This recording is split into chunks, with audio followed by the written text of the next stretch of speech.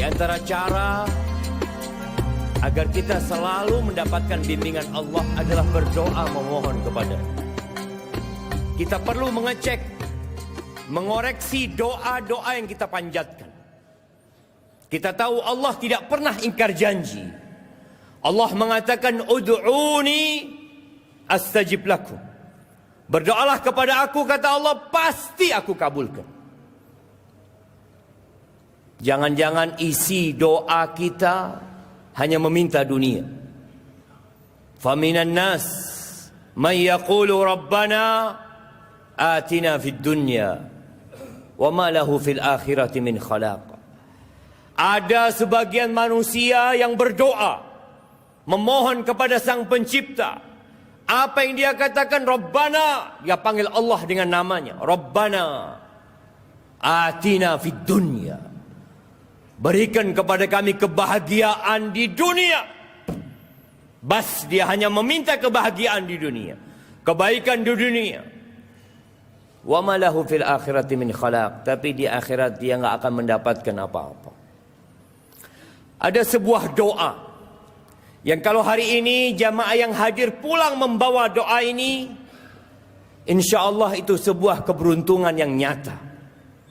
Abu Hurairah radhiyallahu taala anhu meriwayatkan, sebagaimana disebutkan dalam Sahih Muslim, bahwa di antara doa ini panjatkan Nabi alaihi salatu wassalam, beliau mengatakan, Allahumma aslih li dini alladhi huwa ismatu amri, wa aslih li dunyaya allati fiha ma'ashi, wa aslih li akhirati allati fiha ma'adi, waj'alil hayata ziyadatan li fi kulli khair, waj'alil mauta rahatan li min kulli syarr.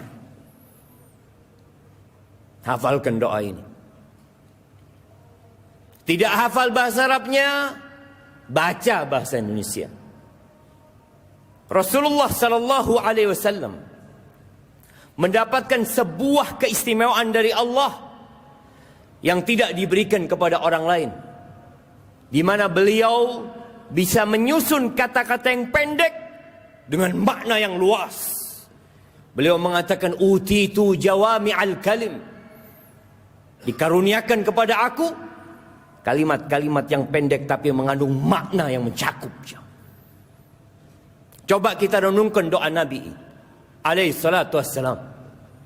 Para ulama menjelaskan bahwa dalam doa yang pendek ini mengandung semua kebahagiaan, semua kebutuhan manusia dalam urusan jasmani dia, rohani dia, hati dia, agama,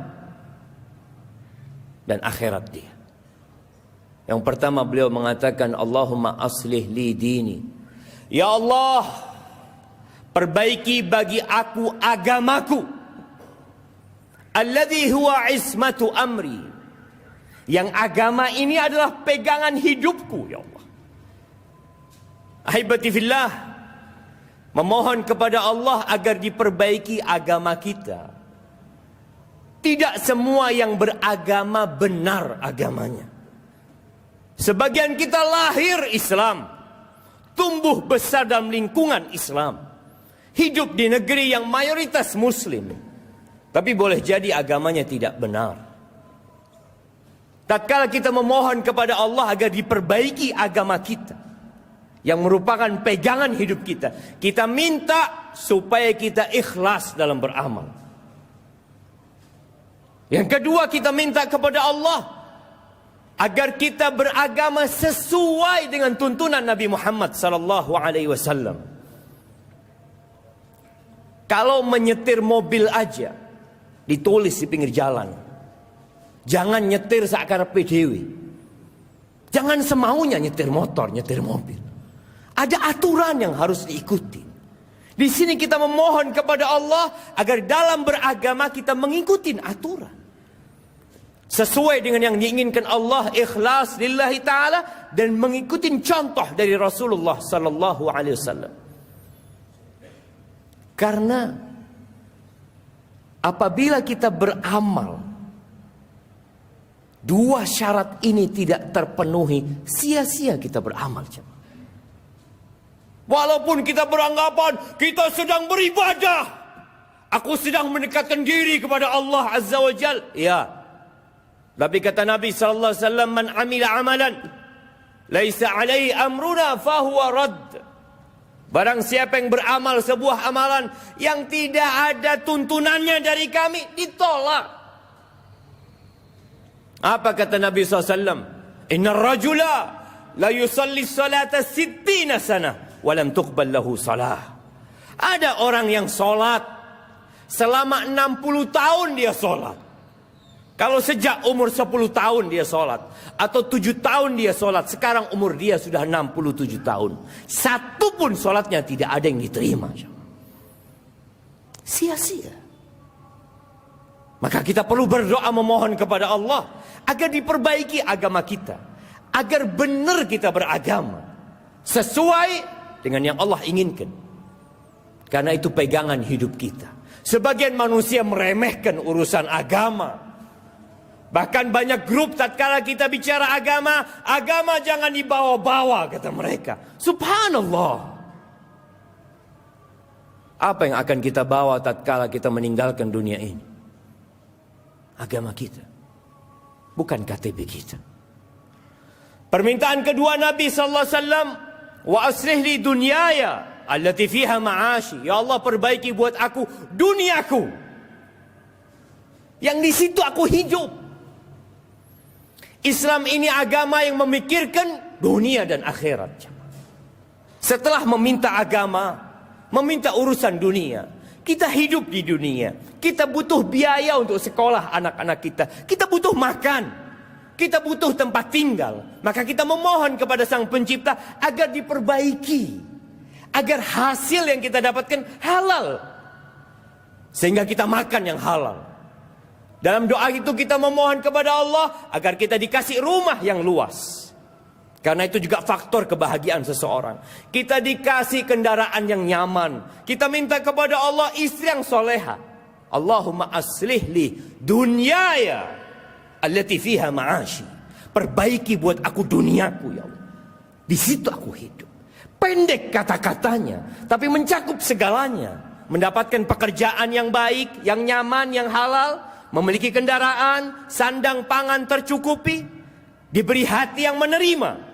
Karena apa gunanya harta berlimpah ruah kalau kita rakus dan tidak pernah puas? Maka doa minta sama Allah agar diperbaiki dunia kita. Yang ketiga, beliau mengatakan wa aslih li akhirati. Perbaiki buat aku akhiratku. Yang di situ tempat kembaliku ya Allah.